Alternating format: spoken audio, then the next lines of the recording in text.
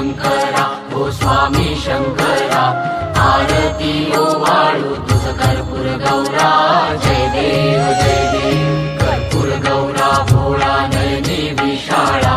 अर्धांगी पार्वती सुमनांच्या माळा विभूतीचे उधळण शिखकंठ निळा ऐसा शंकर शोभे उमा वेल्हाळा जय देव जय श्री शंकरा ओ स्वामी शंकरा आरती ओवाळू तुझ कर्पूर गौरा